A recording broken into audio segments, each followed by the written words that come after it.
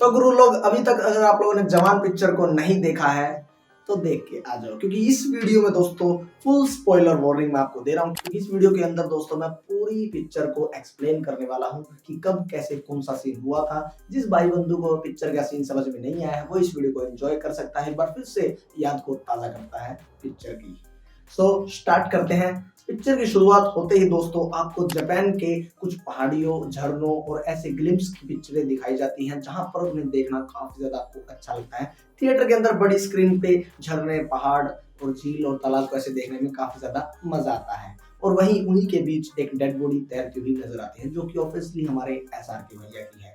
जिस dead body को वहां के कुछ गांव वाले लोग देख लेते हैं और उसे अपने गांव में ले जाते हैं, फिर उसका इलाज करते हैं। वहीं पर SRK का वो पट्टियों वाला लुक हमें देखने को मिलता है। फिर अगले सीन में हम देखते हैं दोस्तों कि उस गांव के ऊपर जो है कुछ लोग हमला कर देते हैं और वहां पर उन्हें बचाने के लिए SRK पहुंच जाते हैं। वहीं पर हमें वो मम्मी वाला फाइट सीक्वेंस पूरी तरीके से देखने को मिल जाता है। जिसके बाद दोस्तों SRK पूछते हैं कि मैं कौन हूँ। वहां पर एक छोटा बच्चा SRK से प्रॉमिस करता है कि मैं जरूर पता लगाऊंगा कि आप कौन हो। जिसके बाद दोस्तों कहानी 30 साल आगे बढ़ती है और फिर हमें SRK का थोड़ा सा बूढ़े वाला लुक और गंजे वाला लुक दिखाया जाता है, जहां पर वो ट्रेन वाला पूरा सीक्वेंस हमें देखने को मिलता है। उसी सीक्वेंस के दौरान दोस्तों जितनी भी लड़कियां हैं उन सभी के नाम वाइज हमें इंट्रोड्यूस करवाई जाती हैं। बट मुझे सबके नाम याद नहीं है, सो मैं उन्हें गो टू गर्ल्स कहूंगा, तो आप लोग समझ आइए। वो 6 लड़कियां जो SRK के हर मिशन में उसके साथ होती हैं। खैर यहाँ पर वो लोग ट्रेन को हाईजैक कर लेते हैं, एक ऐसी जगह पर ले जाते हैं टनल के अंदर। वहां पर वो मांग करते हैं गवर्नमेंट से कि हमें चाहिए 40,000 करोड़ रुपया। जहां पर नयनतारा मैडम उनकी इस फरमाइश को सुनकर चौंक जाती हैं, बट वो उन्हें बताते हैं कि किससे पैसा लेना है। क्योंकि उस ट्रेन के अंदर दोस्तों एक बड़े बिजनेसमैन यानी कि विजय सेतुपति, हमारे काली भैया, जिनकी बेटी उसी ट्रेन में होती है। सो वो उनका सहारा लेकर उन्हें फोन करवा के बताते हैं कि आपकी बेटी हमारे कब्जे में है, तो कृपया करके 40,000 करोड़ रुपया हमें दे दीजिए। अब काली भैया ठहरे बहुत ज्यादा बड़े बिजनेसमैन, वो 40,000 करोड़ रुपए ऐसे ही दे देते हैं। बोलते हैं ले जाओ भाई, बट मेरी बच्ची को कुछ नहीं होना चाहिए। सो SRK उन सभी पैसों को लेता है और 7 लाख अलग अलग अकाउंट्स में ट्रांसफर कर देता है, जो कि होते हैं गरीब किसानों के। यहाँ पर ऑडियंस सोच में पड़ जाते हैं कि ये अच्छा आदमी है या बुरा।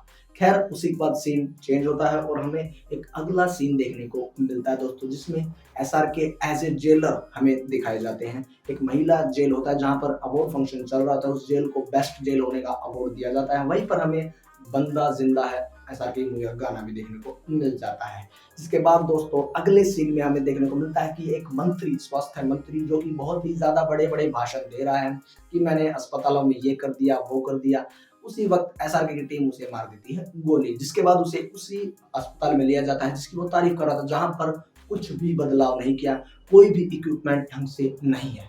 वहां पर SRK अपनी अगली मांग रखता है नयनतारा मैडम से, जहां पर वो बोलता है कि मैं आपको एक लिस्ट दे रहा हूं जिसके अकॉर्डिंग इन सभी हॉस्पिटल्स में आप सारा जरूरी सामान पहुंचा दें। वो इनकी ये मांग भी मांग लेती है और उसके बाद दोस्तों वो मांगता है चॉपर, कि हाँ मुझे यहाँ से भागना है तो मुझे चाहिए चॉपर। खैर नयनतारा मैडम थोड़ा सा दिमाग का इस्तेमाल करती हैं और चॉपर के साथ पूरी की पूरी टीम को वहां पर भेज देती है और खुद भी वहां पर पहुंच जाती है। सो वहीं पर हमें SRK के दोस्तों 2 लुक देखने को मिलते हैं, एक साइंटिस्ट वाला और दूसरा वो आधा यानी सस्ता परिचित वाला। जी हाँ दोस्तों, जिसके बाद वहां पर थोड़ा सा एक्शन सीक्वेंस होता है और हर एक एक्शन सीक्वेंस के अंदर जो स्लो मोशन डाला गया दोस्तों काबिल तारीफ है। खैर पिक्चर आगे बढ़ती है दोस्तों, वहां पर दुश्मनों को जो है चेहरा मिल जाता है कि हाँ इस बंदे का चेहरा है जो हमारे 40,000 करोड़ रुपए खा गया, साथ में गोली मार दी हमारे रिलेटिव को। सो इसे तो पकड़ना होगा ही। लेकिन सीन पलटता है दोस्तों और हमें थोड़ी सी जो है रोमांटिक स्टोरी दिखाई जाती है नयनतारा मैडम और SRK की। जिसके बाद विलन्स वहां पर अटैक करने के लिए पहुंच जाते हैं और नयनतारा और SRK दोनों को उठाकर ले जाते हैं। जिसके बाद वो उसे बुरी तरह से पीटते ही हैं। स्ट्रेंज। खैर इसके बाद दोस्तों वहां पर एंट्री होती है SRK द डैडी की।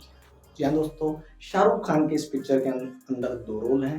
एक शाहरुख खान का तो है जिसका नाम आजाद है, और दूसरा खुद शाहरुख खान ने ही रोल किया है जो कि डैडी का रोल कर रहे हैं। तो शाहरुख खान द डैडी की एंट्री हो जाती है। वहीं पर हमें वो पूरा बेल्ट वाला और वो मुंह में सिगार वाला पूरा एक्शन सीक्वेंस देखने को मिलता है, जो कि काफी ज्यादा इंटरेस्टिंग है। खैर उसके बाद दोस्तों हमें इंटरवल देखने को मिल जाता है पिक्चर का। फिर इंटरवल के बाद दोस्तों हमारे स्टार्टिंग में दिखाए जाते हैं काली भैया, जहां पर वो बिगेस्ट डील कर रहे होते हैं बाहर के लोगों से कि हम इंडिया में ऐसी फैक्ट्री लगा सकते हैं, ये कर सकते हैं, वो कर सकते हैं, आप बस हमें पैसा दो, क्योंकि हमारी गवर्नमेंट हम आने वाली है इंडिया के अंदर। इंडिया के अंदर वो गवर्नमेंट लाने के लिए पैसा ले लेते हैं विदेशी लोगों से। एक बंदा राजी भी हो जाता है, मुझे लगता है काफी ज्यादा पैसे वाला था वो, तो दे देता है पैसे, भाई ले जाओ और मेरी कंपनियां फैलाओ। खैर तभी काली भैया के पास फोन आता है कि इंडिया के अंदर उनके भाई को किसी ने मार दिया है। इंटरवल से पहले दोस्तों SRK द डैडी ने जिस बंदे को मारा था वो विजय सेतुपति का भाई होता है, जो कि ऑलमोस्ट डेड, सुला दिया उसको हमेशा ने। ये बात देख के खुंदस खाया बैठा काली भैया पहुंच जाता है और पता लगाता है किसने ऐसा किया है। खैर फिर सीन चेंज होता है दोस्तों, और हमें दिखाया जाता है कि नयनतारा थोड़ी सी एक्टिंग करके उन्हीं 6 लड़कियों के पास जेल के अंदर जाती है। वहां पर थोड़ा सा रोना धोना करके वो उनसे सच उगलवाने की कोशिश करती है, जहां पर एक बंदी उसे पूरी स्टोरी समझाने लगती है। वहीं पर हमें दोस्तों पूरा का पूरा बैक स्टोरी का सीक्वेंस देखने को मिल जाता है, जो कि SRK द डैडी का होता है, जिनका नाम विक्रम राठौड़ इस पिक्चर के अंदर जो है बताया गया है। हाँ, जब विक्रम राठौड़ की एंट्री होती है दोस्तों, तो उनके हाथ में, अगर आपने 2012 की अक्षय कुमार की पिक्चर देखी है राउडी राठौड़, बिल्कुल वहां पर एक गोल चक्का सा लोहे का हथियार होता है ना उसके हाथ में, सेम वही हथियार SRK के पास भी होता है, लेकिन थोड़ा सा मॉडिफाइड। खैर जिसके बाद हमें दोस्तों बैक स्टोरी देखने को मिल जाती है SRK और दीपिका पादुकोण की, जहाँ पर उनकी केमिस्ट्री देखने को मिलती है अच्छी खासी, उन्हें थोड़ा सा रन टाइम दिया गया है। और उसी बीच हमें पता चलता है कि विक्रम राठौड़ एक जवान है, यानी कि एक ऑफिसर है आर्मी के, और उनकी जो एक्स टीम है दोस्तों वो मिशन पर गई थी और वो मिशन फेल हो गया था, क्योंकि पूरी की पूरी टीम मारी गई। इसी बात का पता लगाने और अपने कुछ लोगों को बचाने के लिए वो मिशन पर जाते हैं, बट मिशन पर होती है उनके साथ एक ट्रेजेडी, उनकी जो बंदूक है वो काम नहीं कर रही होती। इस बात का उन्हें पता चलता है मिशन के दौरान। खैर वो वहां से वो अपनी जान बचते बचाते हुए वापस से आ जाते हैं और दुश्मनों को हरा करके अपने कुछ बंदों को खोकर, लेकिन वहां पर वो कमेटी को बिठाते हैं और बताते हैं कि गन सप्लायर ने जो हमें गन सप्लाई की है वो घटिया है, वो चलती ही नहीं है।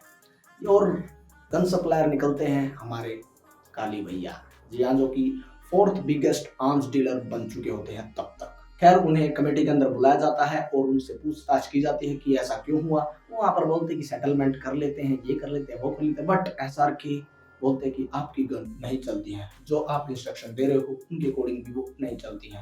वहां पर SRK दिखा देते हैं कि उनकी गन घटिया है। तभी कमेटी फैसला ले लेती है कि इनका लाइसेंस रद्द किया जाए। इस बात से नाखुश होकर और भी ज्यादा खुंदक खाया बैठा काली भैया एक रात पहुंच जाता है SRK घर, जहां पर वो अपने बीवी के साथ रोमांस कर रहे होते हैं। और वहीं पर पहले वो उन्हें के कुत्ते को मार देता है और फिर शाहरुख खान को कोई इंजेक्शन मारता है, जिससे उनकी बॉडी डिस्टेबलाइज हो जाती है और वो उसे उठाकर ले जाते हैं। वहीं दीपिका पादुकोण को वो वहीं पर अकेला छोड़ देते हैं कुछ पुलिस ऑफिसर के साथ, जहाँ पर वो फेक सबूत और बहुत सारे पैसे वहां पर ऐसे फैला देते हैं कि शाहरुख खान एक देशद्रोही है, यानी कि विक्रम राठौड़ एक देशद्रोही है, ये साबित करने में लग जाते हैं। बट दीपिका पादुकोण काम की बात मानेगी भाई, पेन उठाती है और सीधा गले के आर पार। खैर ये सब होने के बाद दोस्तों हमें अगला सीक्वेंस दिखा जाता है कि SRK को प्लेन के अंदर लेके जाता है काली भैया और वहां से फेंक देता है। अब यहाँ से आप लोग कड़ी से कड़ी जोड़ लो कि SRK भैया पानी में गिरे, यानी कि विक्रम राठौड़ पानी में गिरे और फिर उनके सर पर चोट लगी और उनकी याददाश्त जो है चली गई। फिर दोस्तों दीपिका पादुकोण जो कि पुलिस वाले को मारकर जेल में जा चुकी होती है, उन्हें वहां पर पता चलता है कि वो प्रेग्नेंट है और वहीं पर SRK के बच्चे का जन्म होता है, यानी कि उसका नाम रखते हैं वो आजाद। खैर उसके आजाद के 5 साल पूरे होने के बाद दीपिका पादुकोण को जो है फांसी की सजा सुना दी जाती है, जिसके बाद वो अपनी माँ से किया वो वादा नहीं भूलता है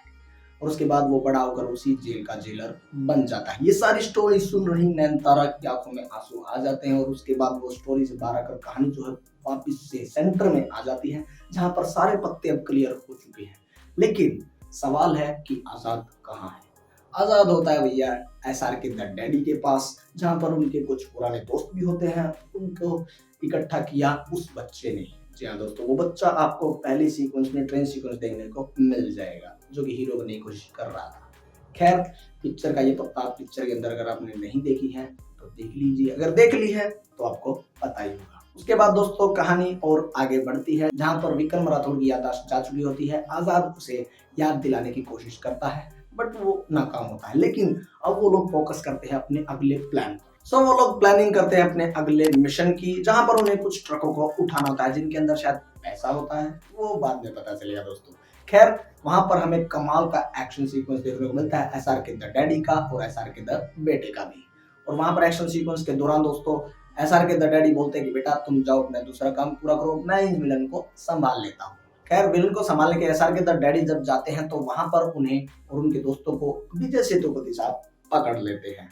जिसके बाद सीन पलटता है दोस्तों और हमें एसआर के द बेटे यानी आजाद का जो रोल दिखाया जाता है, वहां पर वो गंजे के अवतार में पूरी तरीके से आ जाते हैं महिला सदर थाने के बाहर।